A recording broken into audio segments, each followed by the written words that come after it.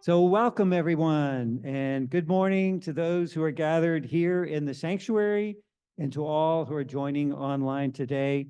We begin this morning with a musical prelude by John Mayhood.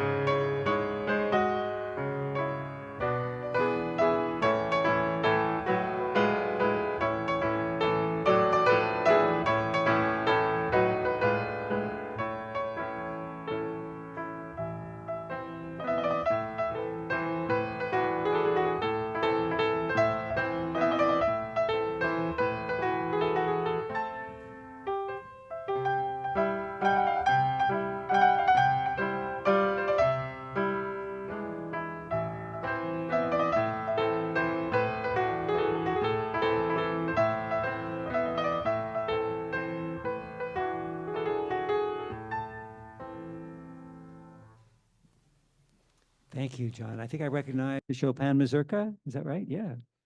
Welcome to the Unitarian Universalist Congregation of Charlottesville. My name is Frank Dukes. My pronouns are he, him, and I'm pleased to be leading worship this morning with Reverend Tim Temerson and our musician, John Mayhood, and all of you.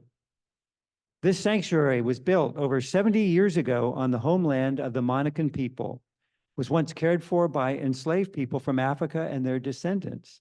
We honor all who have dwelt here and all in our congregation whose lives led to this moment of our gathering. I invite us to take a moment to greet others. Those online may unmute and say hello, and those here in the sanctuary or social hall are welcome to greet your neighbors, especially those you may not know. Hello, Zoom people. Happy Good Sunday. morning. Good morning, everyone. Hello, everybody.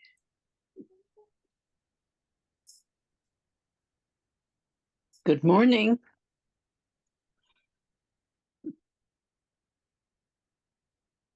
Good morning.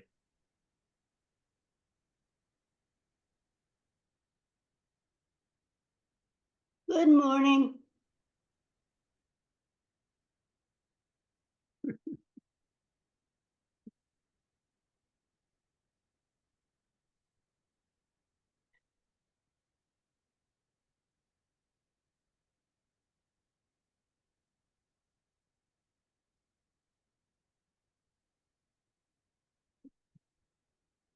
Well, that was fun. We offer a special welcome to newcomers, invite you to join us for fellowship after the service in the social hall.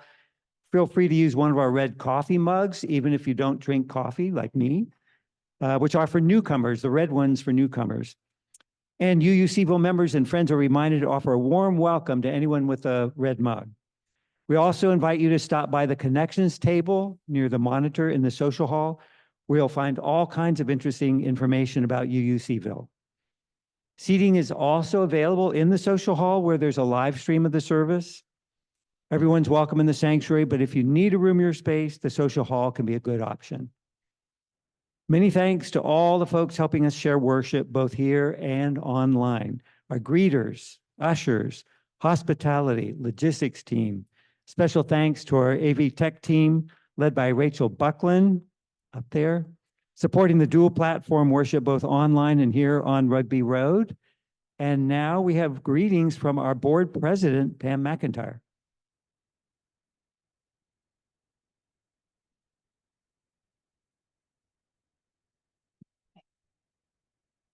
Good morning.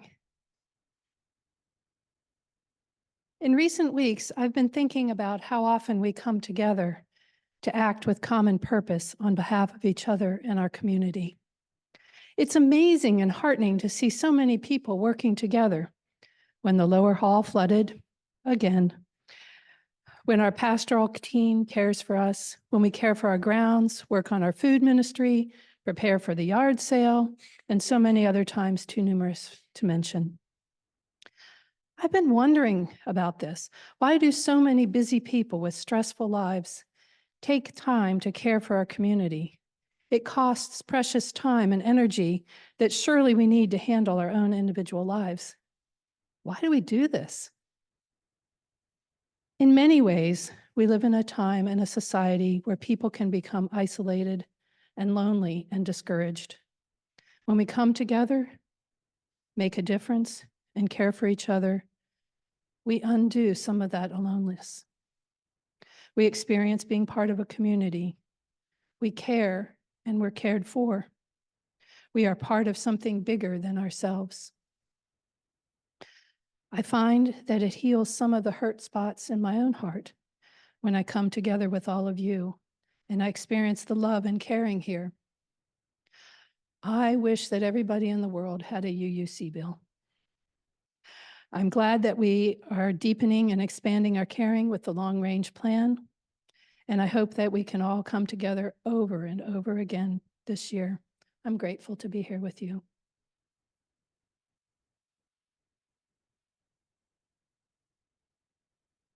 Thank you, Pam. So here are our announcements. The goods are coming in for our upcoming yard sale. That is a big deal for our congregation. Help is needed now for sorting and pricing. The now is in capital letters, so there is help that's needed. Measuring and labeling of textiles is especially needed. Join in on Tuesday and Saturday mornings. No previous experience necessary. We're also looking for strong bodies to help move items from our storage unit to the church tomorrow morning, this Monday. Consult the Friday email newsletter for more details. And any questions can be sent to yardsale@ucharlottesville.org. Are you new to the UU Congregation of Charlottesville? Want to learn more about our congregation and Unitarian Universalism? Join Rev Tim and several lay leaders next Sunday at 12:15. That's Sunday, 12:15 next week for a monthly newcomer circle. No sign up is required, nor is sun up required, actually. You can come after church, right? And the circle only lasts for 30 minutes. So join us for 30 minutes of relaxed conversation in the parlor next Sunday at 12:15. Many thanks to all who helped with Rick Benner's memorial service yesterday. So many hands in this congregation donate time and energy to offer love and support to families who are grieving. Special thanks to Rachel Buckland and John Mayhood and all the folks who helped with the reception. And last announcement, UUCville will be present at Charlottesville Pride, which takes place next month. Mark it on your calendar, Saturday, September 7th, from noon to 7 p.m. at the Ting Pavilion off of the mall. We need volunteers to help organize, set up, and staff our table, so please email Rev Tim at tim@uucharlottesville.org.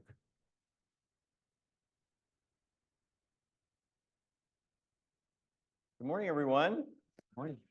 Remember me? Oh, that wasn't, oh my gosh, thank you. I was not fishing for applause, but I'll accept it. So thank you so much. So our call to worship this morning comes from my colleague, Reverend Gary Kowalski. And he says, in this quiet hour, may our spirits be renewed.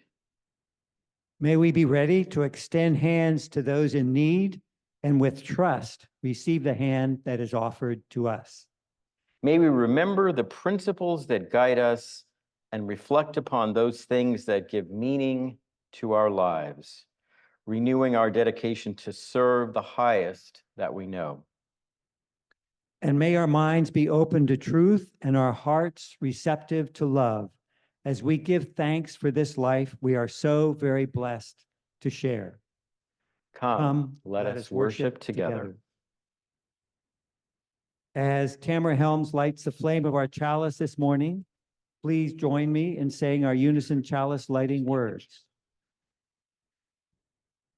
We gather this hour as people of faith with joys and sorrows, A plus. gifts and needs. We light this beacon of hope, sign of our quest for truth and meaning, in celebration of the life we share together. Now, for the hand motion. We light this chalice to celebrate Unitarian Universalism. This is the church of the open minds. This is the church of the helping hands. This is the church of the loving hearts. So please rise in body or spirit and join in singing hymn 1010. We give thanks. The words will show on the screen and we'll sing it through 3 times.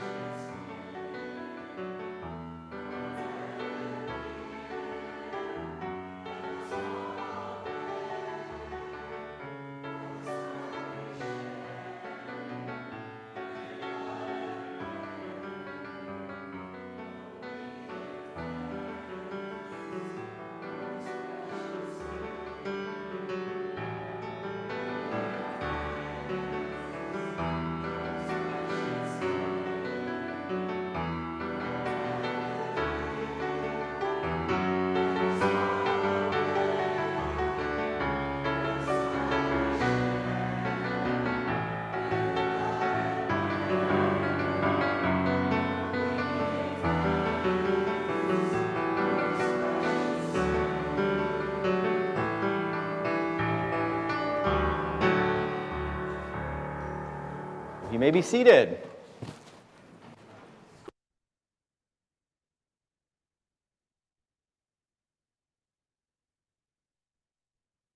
I'd like to spend our time of centering this morning with some silence. Before we move into the silence, I'd like to share these words from a wonderful spiritual writer, Gunilla Norris, who writes so beautifully about silence. This is what she says. Within each of us, there is silence. Silence as vast as the universe. When we experience that silence, we remember who we are. Silence is the source of all that exists, the unfathomable stillness from which all life emerged. Silence is our deepest nature, our home, our common ground, our peace. Let's now take a few moments to be together in the shared silence.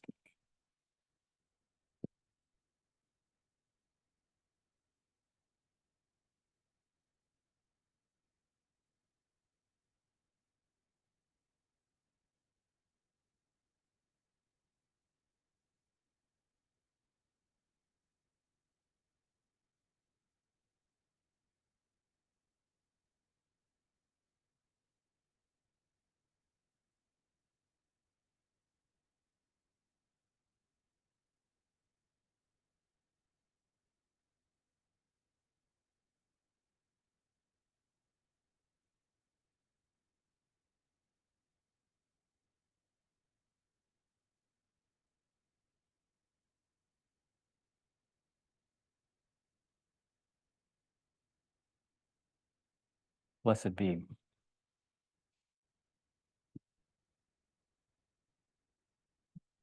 Thank you, Rev Tim. We are an interconnected community that cares for one another. Part of how we embody care is by making time each week to share the joys and sorrows that we hold in our hearts.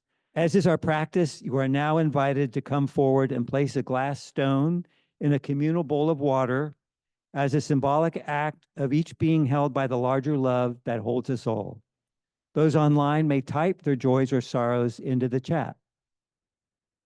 Patty Wallens from our pastoral care team will also come forward to help hold the space. She will also be available for a few minutes after the service in the back corner of the sanctuary if you are in need of pastoral support or just would like someone to listen.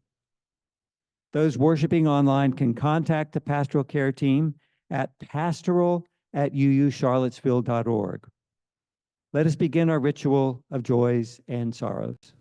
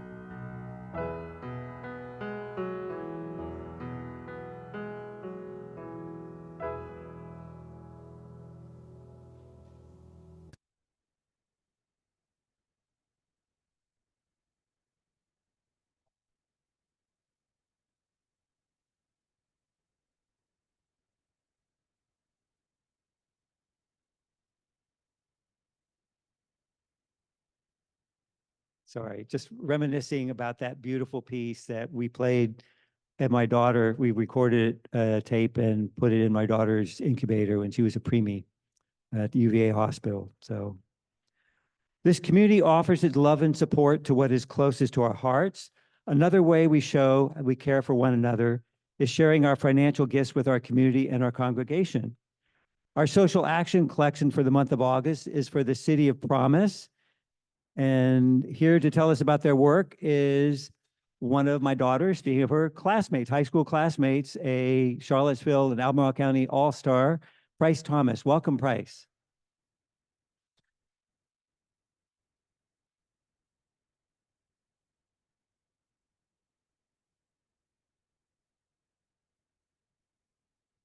Wow. Okay.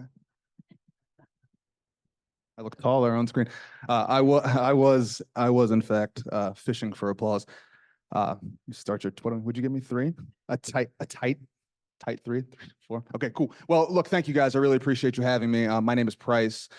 I have the privilege of being the executive director at City of Promise. And what we will do briefly is I just want to give you guys a little bit of an appetizer, just a flavor of the work that we do at City of Promise and why your support is critical to our mission of trying to make a positive impact on generational poverty in Charlottesville through education and access. And really what this means is we provide in and out of school supports for our kids and their families with the understanding that safe, stable homes are the backbone of vibrant communities. Those communities are what feed into our schools. And those schools, when they're operating at their best, are what gives our young folks the high-quality educational opportunities, which allow them to then lead this culture of success. We talk about triangulating quality from school to community to home, and that's our theory of change, and that's how we make a positive impact in Charlottesville. I will tell you briefly a quick story, which I think is important, and it is that I turned down this job twice before I eventually said yes. And the first time, my wife was very pregnant with our second kid, and it didn't feel like a great time to take a complicated and emotionally grueling new job because I'm a good husband, right? Right. So thanks, but no thanks. And they called again, and I said, well, now I have 100% more kids than I did the last time you called. So again, thanks, but no thanks. And look, let me tell you, the second one is a whole other thing. He's lovely, but he takes after his dad. So the third time they called and they said, look, just come down and we'll have a chat, right? And like I said, I'm from Charlottesville. So I grew up in the city schools. I spent, a lot of time out and about. They said, just come down and talk. And our office is in West Haven, which if you're not familiar, is the largest and oldest public housing site in Charlottesville. Very intentionally, because we believe in proximal leadership. We believe in the power of neighborhoods, and we believe in that being built from the place which it happens. I think the Hamilton is the room where it happens. So our office is in the public housing site. And so they said, come on down and we'll chat. I said, cool. We go down and we start to talk, and I should have known better, but as it's happening, we run into an adult who's now an adult, but he's someone who I grew up with. And he's someone who I used to hang out with. And we went to the pool and we rode our bikes around Wayside Fried Chicken, and we went to the Dell, and we did all of the stuff that you do as a kid in Charlottesville. And what you start to understand is what the divergent paths were for the two of us over the intervening 25, 26, 27 years. And it's not because I'm more deserving or by some metric smarter or better, but it's because I was invested in, and I was lucky enough to be from a stable home with 2 parents who had time. We had resources. I had opportunities to explore. I got grace when I deserved it, and a lot of times when I didn't, right? And I called my wife, and the only thing she said to me was, it was sort of a slightly more profane version of "I told you so," but the theory was that having your own children makes you understand that all our kids deserve that, right? And so what I want you guys to think about quickly, which is what hit me like a ton of bricks, was think about the kids are in your life, whoever they are, whether it's your kids, your grandkids, cousins, nephews, nieces, mentees, whomever, and the things that they deserve, full stop, right? The dignity, the respect, the access, the resources, the opportunities. And then how hard would you fight to make sure that they had those things all the time, right? And that's how we have to treat our kids. And that at City of Promise is how we treat all these young folks, right? Because starting from the beginning and making sure their resource, making sure their parents, their caretakers feel fully supported to face what you could argue is the biggest challenge we all have, which is being an absolutely integral resource and one of the biggest influences in the lives of young people. Are they prepared to do that? And the benefit that has on this ecosystem, the benefit that has on our young folks, is how we create positive change. It's how we break some of these generational curses that we're working on here in the neighborhood. So with that, I really appreciate your time. I appreciate you guys having me. And look, I'm easy to find, and I look forward to working with you guys in the future. Thank you.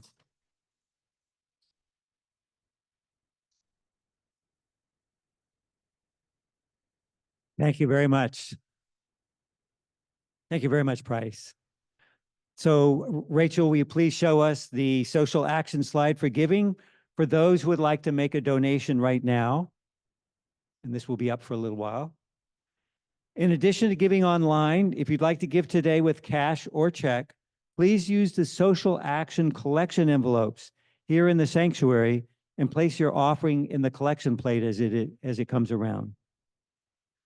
Along with our social action collection, each week we invite everyone into the spiritual practice of generosity by giving to the ministry of our congregation. Through your pledges and with the weekly Sunday morning offering together, our financial gifts support and sustain our congregation. This is our shared ministry. During the music that follows, you may choose to make your Sunday morning offering by using the text address or going to our website. Here in the sanctuary, you may place cash or checks in the collection plates. Let us now dedicate all of the many gifts we share with one another by saying, "We accept your gifts with gratitude. May we use them wisely for the highest good."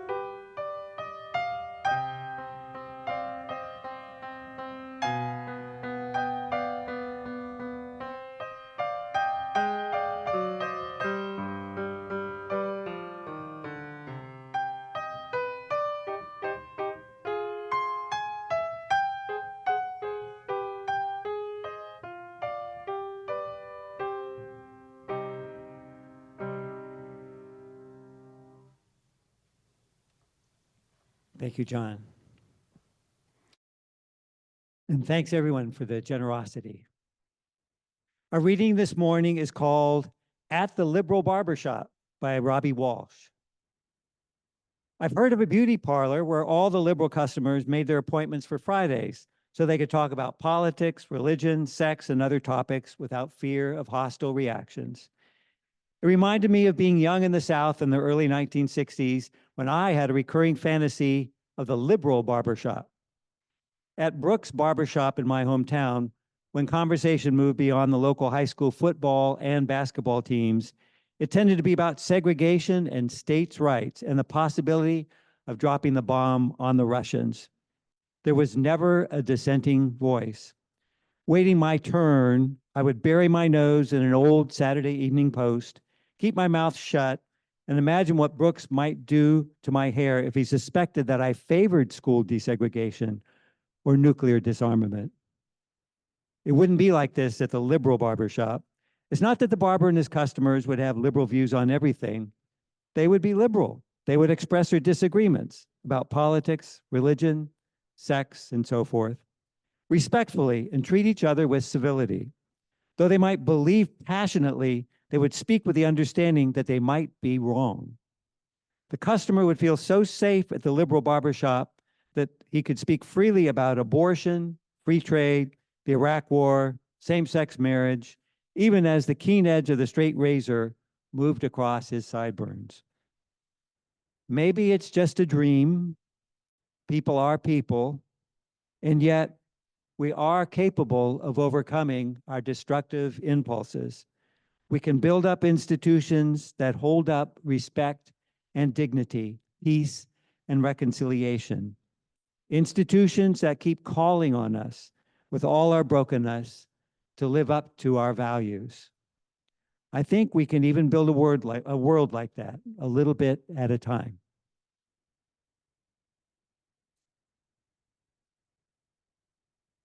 Thank you, Frank.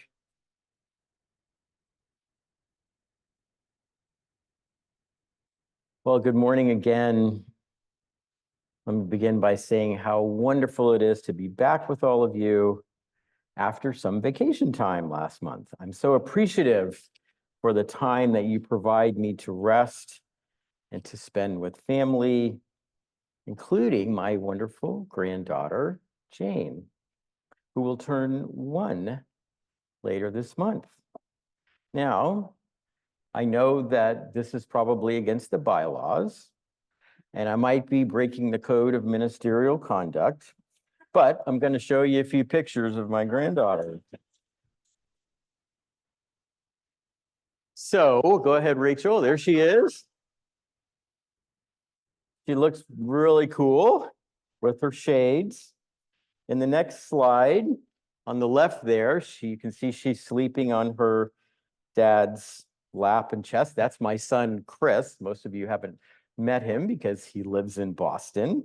And then in the third, you can see me holding her. And in case you're wondering, that's my t-shirt that says promoted to grandpa. So I have to say, and this is, I'm sure, true for all of you who are grandparents, that becoming grandparents has just been a dream come true. That's what I call Janie, my little dream come true. And I'm always counting the days until Carol and I can see her again. Something else about the last 5 weeks that stood out, and I'm guessing this is true for most, if not all of you, is how incredibly topsy-turvy the news has been, and especially the political news. Wow. I don't know if I've ever been on such a kind of an emotional roller coaster about politics, going from feeling very down and full of dread to overnight, seeing that dread and despair turn into excitement and hope. I got to tell you, if the fall campaign is anything like that, I'm going to need a big dose of political Dramamine. That's for sure. My goodness. Let me also just take a minute to thank all the guest preachers and worship weavers who filled the pulpit and led worship while I was away. Scott DeVoe, Janet Oney, Annie Forster, Fritz Hudson, and Adam Dyer, who all preached challenging and inspiring sermons, and our Weaver team of Mary Beth Wiley, Tori Goodlow, and Angela Orbaugh. And I'm very pleased to welcome Frank to the team. Yay! And looking forward to working with you, Frank, many times in the future.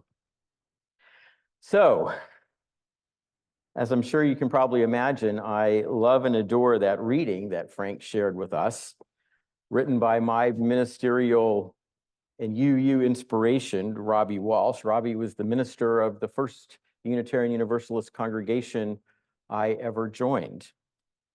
For those who've not heard me talk about him before, He was a minister for many, many years. He passed away a few years ago. I guess you could say that Robbie converted my family and I to Unitarian Universalism. Probably not quite the right way to describe our experience. I think it's probably better to say that he invited us into a faith tradition and a religious community that welcomed and celebrated us for who we are.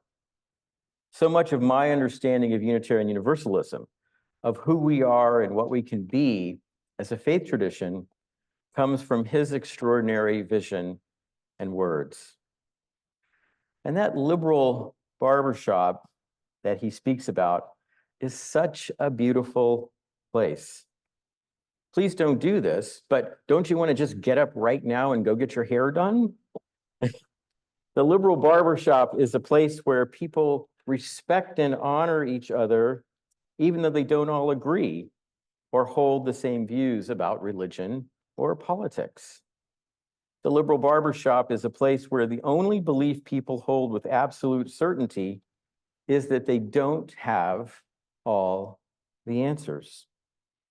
And the liberal barbershop is a place where people can bring their whole selves, their passions and their convictions, their strengths and their weaknesses, their good hair days and their less than good hair days, and know that they are safe and valued. Every time I imagine how the liberal barbershop might look and feel, I always conjure up a picture of a little sign on the wall that states kind of its basic ground rules and aims. Nothing fancy, just a simple statement informing its customers that it's safe to be themselves and that they will be treated with dignity and respect. Not that the customers would be required to swear an oath or sign a contract. The sign would simply invite them to relax into themselves, even as the edge of the straight razor makes its way across their sideburns or whatever. And if there was such a sign on the wall of the liberal barbershop, I think it might sound a lot like the words we recite every Sunday morning when we light our chalice and do those wonderful hand motions. This is the church of the open minds. This is a church of helping hands. This is a church of loving hearts. By the way, for those of you who are new, and we have some new folks, that particular chalice light, that particular chalice lighting words and those hand motions, they come out of Unitarian Universalist children's worship. This is one of the few congregations I've ever been in that actually does them in, what do I call it? Big people worship. But I think it's wonderful. And I've always adored those words. And the hand motions were designed to help children learn more of the words and help embody those words. So in case you were wondering, where do those hand motions come from? That's where they come from. Now, not that the words on the wall of Liberal Barbershop would necessarily be exactly like the words we say, but they would affirm many of the same principles and ideals that we affirm every Sunday: love, freedom, openness, service, pluralism, mutual care, and support. Perhaps God or Spirit would be mentioned, or perhaps not. But the key point would be that all who came through its doors would know that the Liberal Barbershop is a place where, as Robbie says so well, respect and dignity, peace and reconciliation are a reality and not just a dream. And I must say that what I love most about affirmations like those chalice lighting words, like our congregational mission, which calls us to put love into action, like the 7 Unitarian Universalist principles, and the recently adopted 6 UU values with love in the center. What I love about all those affirmations is not simply what they say, but the way that they say it. You see, while many of us are accustomed to religion being about creeds and dogmas that one is required to believe in order to be welcomed and accepted and perhaps saved, In Unitarian Universalism, statements like our chalice lighting words are covenantal, not creedal. And I'll say more about covenants in a minute. Think for a minute about creeds, say maybe like the Apostles' Creed in Christianity. That creed offers an absolute truth statement about the nature of God and Jesus and affirms the doctrine known as the Trinity, God the Father, God the Son, God the Holy Spirit. The Apostles' Creed goes on to make other statements about the church, about the resurrection, and so on. But at the heart of most, if not all, creeds is an uncompromising theological statement about the nature of God and ultimate reality. A statement that must be believed and accepted if one is to be considered part of a religious tradition. And that is perhaps the most important function of a creed. Creeds contain absolute truths. The doctrines or beliefs affirmed by a creed are the dividing line of a religion. To be a Christian, belief in the Trinity is essential. To be a Muslim, acceptance of the Islamic Shahada, there is no God but God, and Muhammad, peace be upon him, is his messenger. That's required. Accept the creed, you're part of the tradition. Doubt or deny it, and you're not. Now, while creeds are characterized by absolute truth claims and uncompromising theological statements, statements of values like our chalice lighting words, they are very, very different. You see, rather than offering a belief or doctrine about God or the ultimate that one must accept in order to be welcomed in, it offers a set of values and ideals about how human beings ought to live and journey together in this community and in the wider world. The Apostles' Creed demands belief in a God, in a doctrine about God known as the Trinity. Our chalice lighting words celebrate a very different Trinity, a Trinity of love, of help, of care, and of the open-minded search for truth and meaning. And it is those three values, it is that different Trinity that I want to contend is at the heart of our Unitarian Universalist faith tradition.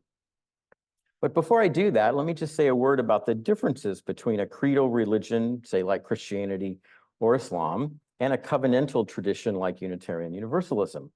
When we say that we are a covenantal rather than a creedal faith, it simply means that you journey together, not guided by a single creed written in the distant past, but instead by a set of promises or agreements that we make with each other about what we value most and how we will live. That's what a covenant is, a set of promises human beings make to one another. Of course, covenants, like all agreements, are subject to revision and review. And the principles at the heart of Unitarian Universalism for the last 40 years, the 7 principles, were recently transformed into the 6 values with love at the center. Here's this flower design that I'm sure you've probably seen. There it is. And now, looking at that, and there's more to it than just that design, but that's kind of becoming the shorthand. And by the way, let me say a word about the 7 principles. There was these values, this change was adopted overwhelmingly at General Assembly. There were some who felt that, who were opposed and felt they loved the principles and they were losing something, that they were being banned or erased. It's a fundamental misunderstanding of Unitarian Universalism. We are a living tradition.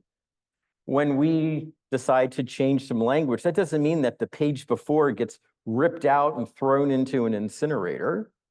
Doesn't mean that at all. It means we're adding on. We're not subtracting, we're adding. So for example, right over there above the membership book, we have a beautiful framed image of the 7 UU principles. Now, does that mean that we need to like put that up for sale at the yard sale coming up? No, I told the board after when I shared this news with them, I said, I would advocate for keeping that up and then getting a framed print of that and putting them both up. It's not about throwing away the past or turning our back on it. It's about adding, going, growing, searching, seeking. That's what it's about. So, and let me just say this about that flower symbol. It's possible, in fact, probably likely, that at some point in the future, it'll come up again at General Assembly. There'll be a conversation, there'll be a debate, there'll be a study, there'll be a study commission, a task force, my two favorite words, and things will evolve and change. Things need to be updated. That's the beauty of a covenant. Unlike creeds, covenants change as new ideas, new needs, and new realities emerge. That's, I think, why these values were proposed and adopted. I think they represent where we are as people of faith and how we have evolved, changed, and grown over the last 40 years. Again, there was some opposition and criticism of the proposed change, but it was overwhelmingly adopted. And let me just say that I was strongly in favor of this change. And the reason I was so in favor is precisely because it puts love at the center of Unitarian Universalism, lifting up, in my view, the power and beauty of the Universalist side of our tradition, which is rooted in boundless and unconditional love. The same love, by the way, that is at the heart, or maybe I should say, the base of those loving hearts that we affirm in those chalice lighting words. And in my view, the three lines of those chalice lighting words offer one of the most powerful and inspiring religious visions of what life can and ought to be. Think about it. This is the congregation, this is the church of the loving hearts. At the center of this faith we call Unitarian Universalism is love. And the love we affirm isn't love for some. It isn't love just for other Unitarian Universalists. It isn't love that is reserved for the saved or the elect. The love at the center of this faith community and this religious tradition is boundless and unconditional. It reaches in all directions and touches every inch of creation. In Unitarian Universalism, every person matters. Every person is important. All of life is a blessing to be cherished and valued. But while love is the center of our faith, we are equally committed to the free and open mind that is always searching for truth and meaning. Rather than viewing truth as a rock that we can hold in our hand or a piece of property that one religion owns, we believe that truth is more like an ever-flowing, ever-changing river. So instead of demanding acceptance of a single absolute truth about God or ultimate reality, we see life as a journey in which human beings never stop exploring, never stop questioning, never stop seeking new answers to the beauty and the mysteries of life. But in Unitarian Universalism, believing in the power of love and searching for truth only tell part of the story. We have to act. We have to make a difference. We have to put that love into action. That's why this is the church of the helping hands. It is often said that Unitarian Universalism is a religion of deeds and not creeds. And friends, that is so true. Believing or having faith are simply not enough. For Unitarian Universalism, religion is most assuredly a verb, meaning it's something we do, not just something we profess or believe. Now, as a Unitarian Universalist minister, I have had the extraordinary privilege of witnessing time and again the power of our different Trinity to enrich, transform, and save lives. I have seen how our commitment to unconditional love, I've seen that commitment heal the fear and exclusion that so many have experienced in other religious traditions. I have seen our celebration of the free mind enable people to be themselves and to share their doubts and questions rather than having to sweep them under a rug in order to feel accepted. And I have seen our determination to live our faith through acts of justice and service touch the lives of so many, including those who have been left out or cast aside. I want to close with a quick story about the power of our different trinities. Some years ago, I met a wonderful, wonderful married couple, Frank and Matt. Now, like most married couples, they had different personalities. Frank was outgoing and very talkative. Matt was quiet, shy. When we were first introduced, Frank greeted me with a boisterous hug. Matt whispered a distant hello. As we spent more time together, the subject, which often does when I tell people I'm a minister, the subject of religion came up. Frank had all kinds of questions about what it's like to be a minister and also about this weird sounding religion I belong to, Unitarian Universalism. Well, who are you guys? What do you believe in? And then, of course, would Matt and I be welcome in your church? Those were some of the questions he asked. As the conversation went on, I noticed that Matt seemed a bit uncomfortable. I wondered if he had had a bad experience with religion in the past, or if perhaps he associated my being a minister with that negative experience.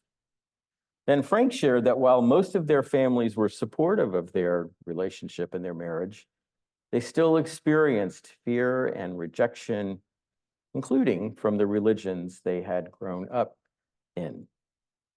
Now, as Frank continued to ask me questions about Unitarian Universalism and even expressing some interest in maybe trying out a UU church, and by the way, they live in the Midwest, not here, I began to talk about our faith tradition's history of supporting LGBTQ rights and marriage equality. Told them how powerful and meaningful it had been for me to officiate at weddings and commitment ceremonies for couples like them, and how much I hoped marriage equality would become the law of the land, which of course it has. As I told Frank and Matt more about our faith and about our commitment to same-sex marriage, to marriage equality, Matt seemed to begin to relax a little bit and become more engaged in the conversation. Having both been raised in faith traditions that did not accept them for who they are, they both had a hard time believing that any religion could be as open and as accepting as I said we were. Now, in order to give them what I hoped would be a clear and convincing picture of who we are, I told them about the many affirmations that Unitarian Universalist congregations recite on Sunday mornings, like those chalice lighting words that we say. I told them every Sunday morning, Unitarian Universalists across the country and even the world affirm love, the freedom to search, service to others in the world.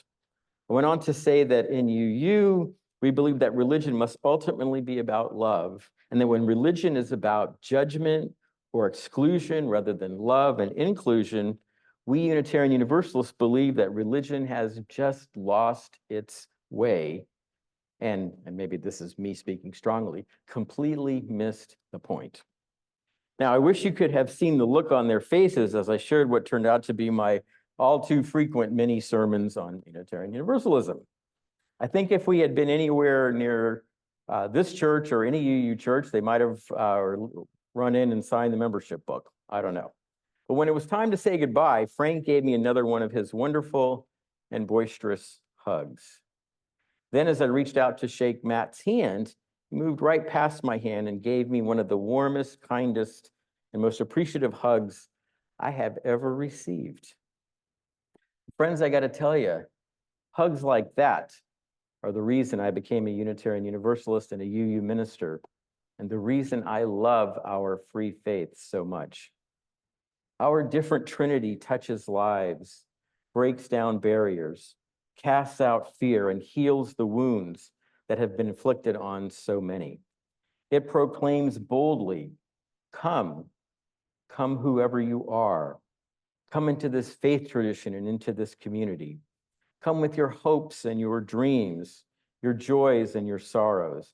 You don't have to hide who you are or what you believe or don't believe.